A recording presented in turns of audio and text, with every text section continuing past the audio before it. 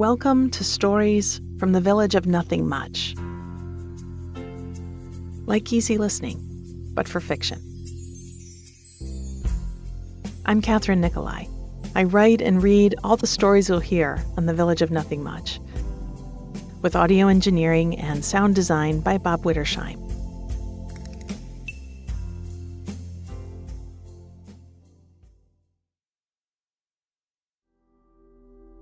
In our show notes, you'll find links to our ad-free premium version, our other shows, and some lovely, soothing merch to make your days and nights sweeter.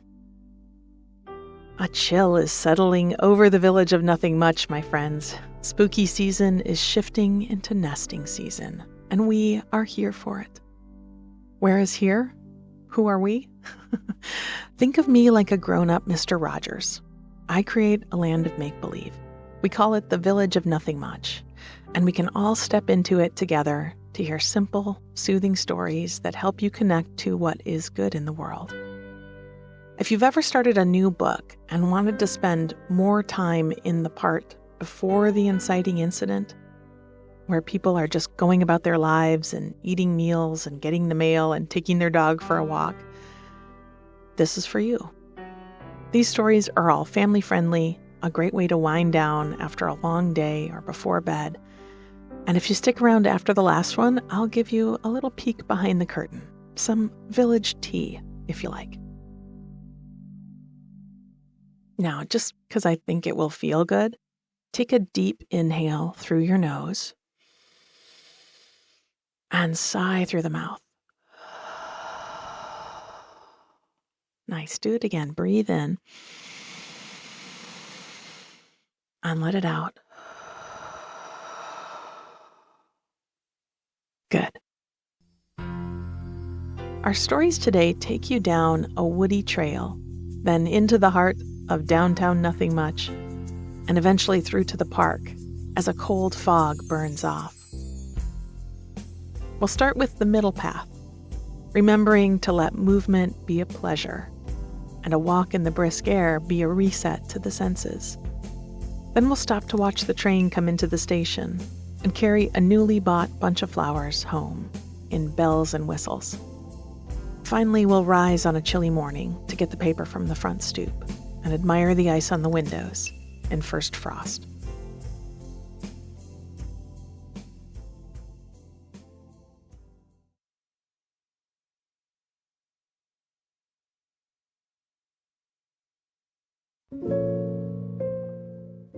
The middle path. There was a thin sheen of frost on the ground this morning. The pumpkins that were still perched on doorsteps and clustered around lampposts shimmered like they'd been dipped in pearly paint. And a puddle at the entrance to the park was edged in a paper-thin layer of ice. I squatted down to peer closely at it and saw the ice was cracking in a spider web of lines. And when I stood back up and let out a sigh, it came out in a cloud of fog. Here on the back end of autumn, the leaves were dun brown and faded rather than bright and prismatic. And sunset had crept earlier, but there was still a wild world to explore. Last winter, I'd started finding a way to get outside every day, to get some fresh air and light on my face, even if I had to bundle up as if I were preparing for a spacewalk and move other commitments to the back burner. Once I'd found a rhythm for this new habit, it hadn't actually been difficult to keep up. In fact, I found even on cold days, I craved it, to feel my legs pumping, to taste the cold air on my tongue, to feel warmth work through my limbs as I moved. One of the ways I kept my daily excursions fun and enjoyable was to go to different places as much as I could. It turned out that our county was chock full of little parks and nature preserves and trails that I never even knew existed. And heading out to explore a new spot, seeing what grew there and how the path meandered, was something I was genuinely delighted by. Today, I was in a park I'd been in before, but taking a new route that I just happened to spot the last time I was here. I'd been strolling past some picnic tables on my way back to my car when I saw a person and their dog, or a dog and their person, slipping through a small break in the tree line. My curiosity piqued. I'd stepped over to where they'd vanished and found a trail through the woods marked with split rails. I hadn't gone any farther that day, instead noting it down in my memory for some future moment when I needed an adventure. Today seemed like the perfect day for it. Though I could see my breath and the frost had left her mark overnight, the sun was beginning to emerge, and I had a feeling once I got moving, I'd forget about the chill and just enjoy the fresh air. I found my way again around the picnic tables and down along the tree line until I spotted the entry to this new-to-me trail. The path itself was a mix of wood chips, which smelled so sweet under my feet, and mulched leaves and packed earth. I picked up my pace and took deeper breaths, feeling myself come alive. I reminded myself that this was the purpose behind these trips out of doors. I was out here to feel good, to have my eyes open to the beauty of the natural world and be energized by the light and the joyful movement of my body. When I'd first committed to getting outside every day, I sometimes lost track of those intentions. I made it a rule to live and die by, and quickly it became something I felt compelled to do. To check off my list, another chore, one more thing to get done every day. And you can probably guess that didn't end well. After feeling like I had to get outside, I started to not want to. And you can only make yourself do things you don't want to do for so long. I'd zigged so doggedly that now I zagged and abandoned my walks completely for a while. Recounting all of this to a friend and feeling discouraged, he'd smiled and nodded his head, saying he'd been where I was before. He told me to seek out the middle path. "You're trying too hard," he said. It had proved to be excellent advice. I took away the pressure to get outside, put no expectation on myself to make it happen, and very soon I found I was craving a walk, just because it sounded good. So I asked myself where it might be nice to trek and found a ready answer in my heart, and my trips to local parks recommenced. While I walked, I listened to my legs, and when they felt tired, I walked more slowly. I stopped at benches and sat and watched the birds in the trees. I slowly rebuilt this habit around what felt good to my body, and suddenly it became something I got to do, rather than something I had to do. When I'd caught a cold in the winter, I made my trip outside a nap by the window. When the weather had truly been too snowy and icy to walk, I'd gone to the conservatory and visited the orchids. Now that I was on the middle path, I had room to adjust, and it made all the difference. I was thinking of this as I followed the trail through the trees. The light was changing, and I found myself stepping out into a meadow. In front of me, the earth sloped down in a soft descent, and in the distance I could see farmland, cleared for the season and bordered by a stone wall. I turned in a slow circle, taking in the line of the forest, the fields, the open sky with a wedge of geese flying above me. I was so glad I made time for this kind of enjoyment. I looked down at the trail and chuckled to myself at what I saw. The path diverged. It ran to the left into the forest, to the right up higher to the hills, and of course, right down the middle, through the meadow and among the fields. "Well played," I said to, I wasn't sure who, maybe just myself. So I took the middle path and followed it down through the native grasses, which had grown high over the summer and were now drying in place, making homes of themselves for pollinators and other creatures. Red berries were growing on a vine that crept over the stone wall, and birds swept down to eat them. In a distant field, scarecrows stood watching over the now mown down crops, and beyond that, I squinted to see it, the sails of a windmill turned slowly. This was the beauty of the middle path, not pushing or forcing, Instead, I had just made space for beauty to become visible. And now I found it most anywhere I went.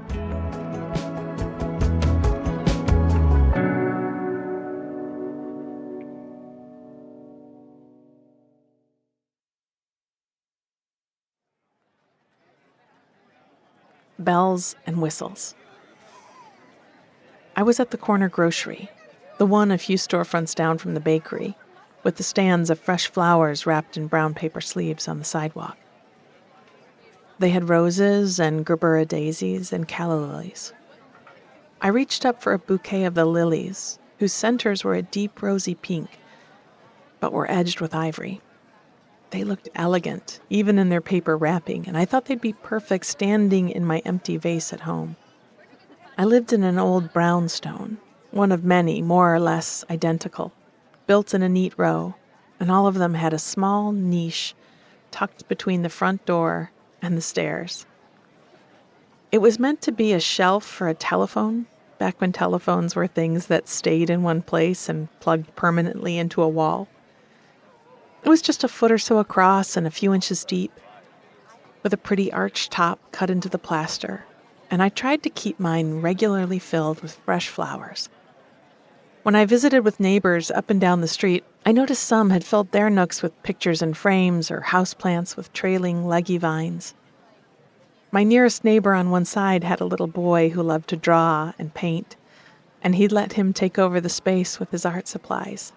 He painted a portrait of the two of them, and the shelf held seashells and the small found objects that children so easily make treasures of.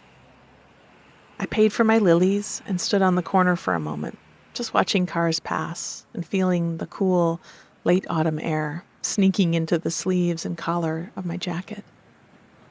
It wasn't cold enough for snow yet. We still had a month or so before the first flakes would fall. In fact, I'd noticed as I passed the post office that their small patch of purple-leafed kale was still hardy and hale. The storefronts were decorated here and there with precarious stacks of pumpkins and drying corn stalks tied into bundles. As I stood looking up and down the street, feeling the air, I heard a rising, rhythmic, rushing sound coming from a few blocks over, and I took a breath of anticipation. A train. The whistle came through high and exciting, and I turned toward the sound with an eager smile on my face. I've never outgrown my love for trains, and I don't plan to. I tucked my lilies into my bag and began briskly walking to the little depot that sat a block behind Main Street to watch it roll by. Most of the trains that passed now carried cargo, and sometimes I'd find grains of wheat spilled along the tracks after one went by. But once or twice a day, there was a passenger train that stopped, and I'd already recognized it by the whistle. When I rounded the corner by the depot, I saw a few people stepping down onto the platform, and a few more waiting to step up. Years ago, I'd taken this train 1,000 miles out and back. It had been just this time of year, in fact. I'd gone to collect my brother from college and bring him home for Thanksgiving. The trip out had been quiet. I'd had a compartment to myself, and I'd spent most of it reading books and watching the scenery whiz past. I liked watching a bustling city thin out into neighborhoods and then into farmland, and after a while to see the effect reversed. We'd been far out into open fields and cutting through country where snow was already thick on the ground, and a chime had rung. The conductor told us if we looked out of the left side of the train, we'd see a convocation of eagles in the tops of the tallest tree. The ride home had been noisy and happy as my brother and I told stories of the last few months, leaning into the funny parts and loving to make each other laugh. We made a couple of friends and played hand after hand of euchre with the cards balanced on a suitcase between our knees, which was certainly not a fair game. My brother and I had played quite a few card games over the years, and though we weren't twins, had something like twin language between us, a shorthand that you only develop with someone you've spent a lot of time growing up with. And beyond giving us an upper hand in a game of cards, meant we usually knew just what the other was thinking and could answer before a question was asked. I could set up the joke, and he'd answer with the punchline. The trip out had felt long, and the one back so quick. As I watched the train pull away, I caught a glimpse of a few faces in the windows and wondered where they were going, and if they had packs of cards or novels tucked into their bags, if they were going to meet someone, if they were on their way to bring someone home. I turned back toward Main Street and was just cutting through the park when the bell rang out at City Hall. It struck 12 times, and it cheered me just as much as the train whistle had. I picked up my pace, taking long strides through the paths and looking up to watch light flicker through the remaining leaves. Out of the park and down a side street, I heard another bell ringing as someone opened the door to the bookshop. I passed the yoga studio and thought of the gong hanging from the wall that my teacher rang as class started and ended, and then of the doorbell on my own brownstone. It was an old-fashioned twist doorbell, working not on electricity but on a clockwork action. You turned it like you were turning a key, and the bell rang, vibrating through the door itself. I rang it when I stepped up onto my front stoop, just because I liked the way it sounded and the feeling of it through the wood. I knew that people all over the world rang bells to change a mood, to announce the start of something sacred, or to make a place feel fresh and clean. And I thought that whenever humans simultaneously, and without knowing each other, agree on an idea, then there must be something to it. When I'd first moved into the house, there had been an ancient telephone still sitting in the nook, and a friend of mine had taken it apart and made a chime from the bell inside. He'd given it to me as a gift, and it sat on my fireplace mantel, and every now and then I rang it. I thought of that line of Leonard Cohen's, "Ring the bells that still can ring.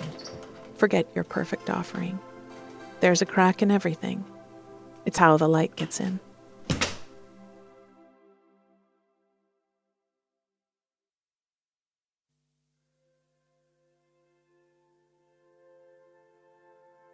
First frost. It could have been any day this week. The temperature at night had been dropping closer and closer to it, and some of my neighbors had been pulling their pots of mums and decorative cabbages in from the stoop at night, hoping to make them last just a bit longer. I thought about doing the same, but at some point the frost would come, right? At some point we'd have to let our autumn plants go and welcome the creeping lines of ice to our window panes and cabbage leaves. And this morning, as I drew back the heavy curtain from the front window, I saw that it had come. I looked closely at the window itself, the icy pattern curving at the corners of each pane. It looked like tiny ferns that had unfurled from frozen fiddleheads while I was sleeping. It's interesting how nature repeats herself. The plants in my window box now replaced with these frosty counterparts. I looked out to the yard, blades of grass tipped with white and stiff with cold, and the gate at the end of the front walk looked as though it had been draped with stringy cobwebs. As I watched, a bundled newspaper came sailing skillfully over it and thumped against my front door. I waved a friendly hand from the window at whoever had delivered it, but as I couldn't see them, I doubted they could see me. I stepped over to the door to retrieve the paper, first twisting the deadbolt, then sliding the chain and unfastening the latch. My silly row of door locks, which only existed because I very much like the feeling of closing out the rest of the world when I get home at night. Now, as the sun was rising higher, bright beams bouncing off my frosted window, I was happy to welcome it back in. I squatted down on the stoop and unrolled the paper. I'd noticed it getting thicker in the last few weeks, as notices for holiday events and sales began to fill it out. I stood with it in my arms and looked out at the street for a few moments, letting the chill shiver up my spine, taking deep breaths of the wonderfully fresh, cold air. I thought I might take a look at the paper first, then bundle up and walk through town. Sometimes, Not often, but every once in a while, the frost will meet with warming air as the sun comes up, and a kind of cold fog will rise and catch in the branches of trees. I thought it might be one of those days, and I was eager to walk the park and see what I could. I closed the door behind me and shuffled in my slippers through to the kitchen. I laid the paper on the table and pulled up a chair. The weather was predicted to warm a bit as the day went on, which boded well for my outing. There was going to be a winter greenery market in the park in early December, and I made a mental note of the dates. Skimming the classifieds, I saw an ad I'd read a few times before about a ring that had been lost somewhere downtown between the movie theater and the stationery shop. I frowned at the 2-inch high article. I didn't know who posted it, who'd been looking for that ring, but I hoped it would be found. I read the description again. Yellow gold, an emerald, a few small diamonds. It was a family heirloom. I refolded the paper and stacked it neatly on the table and went to get my coat. I stopped to look into the small room at the back of the house, whose floor-to-ceiling bookshelves were stuffed with novels and snow globes and picture frames. On her bed on the window seat, my old gray kitty was curled up and watching the birds at their feeder in the backyard. I rested my hand on her side and whispered that her bowl was full and that I'd be back in a bit. I could feel the thrum of her purr through the soft fur. She flicked her tail once, and I leaned down to kiss her forehead. She allowed it, then turned her green eyes back to the window. I pulled on my coat and hat and stepped back out the front door, pulling it tightly behind me. It wasn't bitter out, but it was cold, and I was glad to find gloves in my pockets. I went through my gate and turned on the sidewalk toward town. The frost was thick, coating fence rails and mailboxes and planters. At the greengrocer on the corner, I stopped to look at the bins of delicata squash and the long stalks of Brussels sprouts that were set out. In a bushel barrel propped by the door were large pine cones, scented with cinnamon, heaped into a pyramid. Across the street at the diner, the booths were full, and I could see a waitress setting down a tall stack of pancakes in front of a smiling customer. I walked farther, feeling my body warming up with the exercise. At the entrance to the park, I stopped at the kiosk and bought a coffee. The man inside was well wrapped in a long scarf, and as we chatted, he poured my cup and pointed to the small heater going at his feet. "First morning I needed it," he said, handing the coffee over to me. We told each other to stay warm, which is as common a greeting as good morning around here in the wintertime, and I walked into the park. The sun was reflecting on the pond, which was still full of a paddling of ducks. Most were out on the water, unbothered by the temperature, their bright orange feet pushing them around from one edge of the small lake to the other. There were a few other people walking the paths, though no one was stopping to sit on a bench today. Better to keep your blood pumping. Past the lake, there's a broad open meadow with a few trees scattered around, and sure enough, they looked like they were draped with clouds. Thick, cold fog clung to their branches. I sipped my coffee. It was strong and almost bitter, but delicious. I walked closer to one of the trees. I wanted to see up close what it would look like. If, as usually happens, it would seem to disappear as I neared it. The grass around it was still white with frost and sparkling in the sun. When I stepped up to the base of the tree, I looked down rather than up, as my shadow blocked the sun and saw among the white blades of grass a glint of green. I wouldn't have seen it if the frost had not painted the landscape with ice. I squatted down and brushed aside a few frost-covered leaves, capping what seemed to be a squirrel's hidey hole.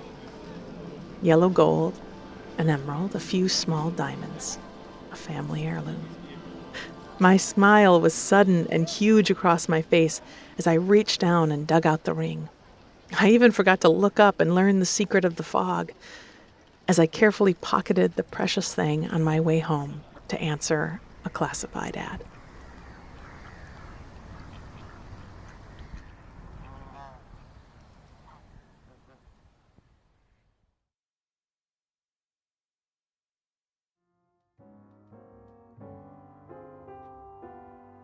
The middle path.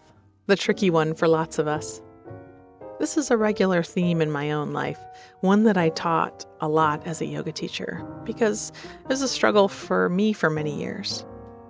I always joke that as a yoga teacher, the phrase, "those who can't do, teach," definitely applied to me. Equanimity seemed so far away from me, so I couldn't be casual about its pursuit. Some people needed an hour of yoga a few times a week, and I needed like 4 hours a day. So I became a teacher. And the middle path has become a lot more accessible to me in the last few years. I came into recovery after years of an eating disorder and healed a bunch of things and have found joy in movement again. And that bit about letting movement and exercise change with the seasons and with your body's needs, so that it could be something that you get to do and not something that you have to do. All of that is something I gratefully experience and allow now. And if this resonates for you, I recommend the episode of my meditation podcast, First This, called Softly, Softly. I'll link it in the show notes. In Bells and Whistles, we got to think about trains, which, let's be honest, are very romantic for most of us who only get to see them in films. I used to live in Europe where train travel was ridiculously easy, affordable, and fast, and I do daydream a lot about having something similar where I live now. So no surprise, the ideal world of the village has functional mass transit. I think I feel like George Bailey in It's a Wonderful Life when he says, "You know what the 3 most exciting sounds in the world are? Anchor chains, plane motors, and train whistles." The bit about the little niche by the front doors where telephones would sit reminded me of an apartment I had in college. I was in a building that had been quite fancy when it was built in the 50s, and it had all these lovely features, coved doorways and telephone nooks, and I loved living there. I remember one time walking down to the office to pay my rent, and one of the office ladies taking me through some closed-up rooms that were not used anymore. I'd probably been asking about the history of the building, always looking for a story, and we went into an old-fashioned beauty parlor with the hairdryer chairs and pretty little manicure stations. It was purely 60s in the colors and style of everything, and I just loved that it hadn't been touched or sold off. I immediately wanted to reopen it, though I had no experience in the world of styling. I think what I really wanted was to be a customer, to wander down from my apartment on a Saturday afternoon and get all dolled up by someone who might, in my imagination, have been Dolly Parton in Steel Magnolias. Finally, we heard First Frost today, which, though it was in season 8, was a sort of sequel to our very first episode. There are references to the door locks, which was part of something I used to imagine when trying to fall asleep for years, before the show even came into my head.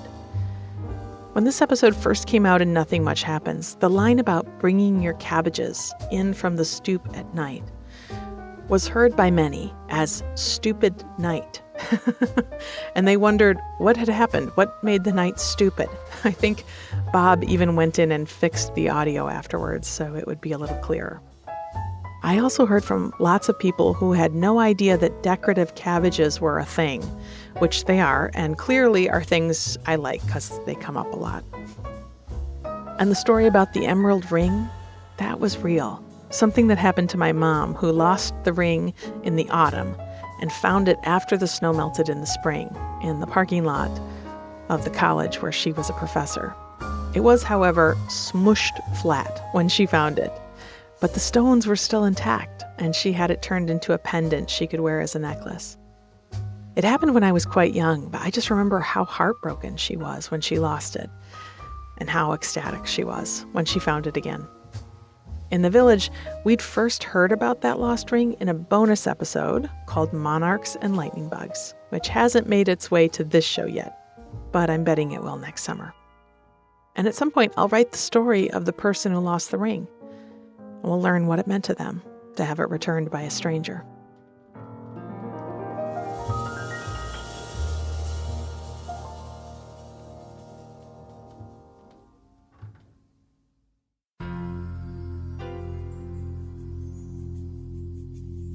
Thanks for spending this time with me here. I hope it's been a soft break in your day.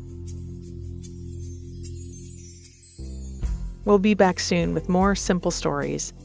Until then, I hope you hear a train whistle. I hope you get to move in a way that feels good. And I hope you find something that you've been searching for.